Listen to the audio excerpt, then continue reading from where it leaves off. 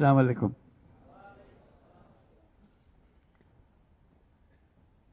তোমাদের দেখছি আর ভাবছি